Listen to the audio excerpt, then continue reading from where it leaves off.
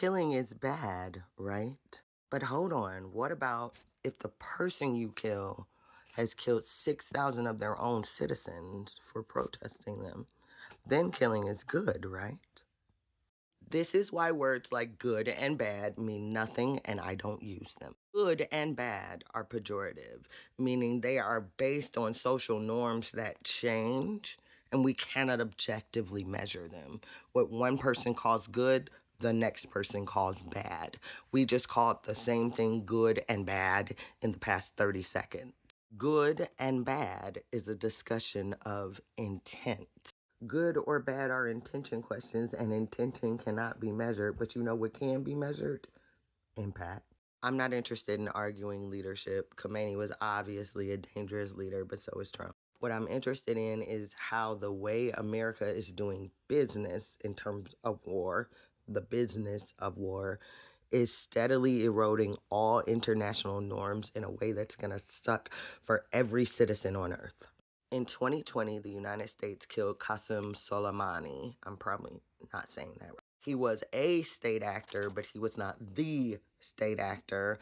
And we did this in Iraq, which was a third-party country that did not agree to us having a strike in their backyard. That was in January of 2020. Then all the other craziness of 2020 happened, and we just sort of never got back to it. Trump is a bully. Bullies test boundaries. When bullies get away with something, they decide the boundary isn't there. So now the things he got away with in his last term are the things he's turning the volume up on in this term. Because who's going to check him? Who's going to check us?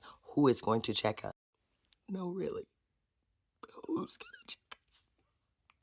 When we abducted Venezuelan President Nicolas Maduro and brought him to America and then declared war after we had already abducted him, that was bad and no one checked us, and now here we are. You cannot declare war on someone because their leader is a bad person.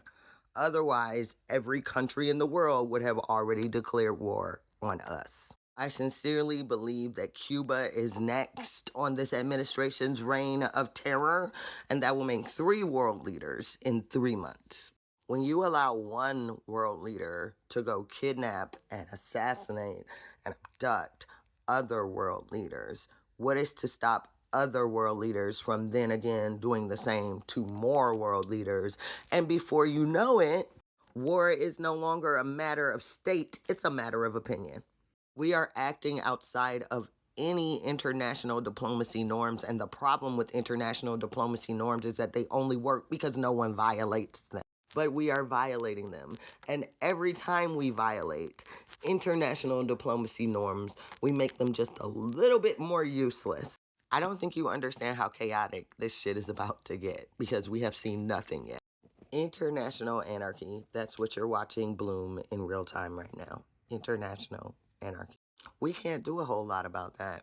But what we can do is learn to identify and measure impact in our day-to-day lives instead of basing things around intentions, because we see where that goes.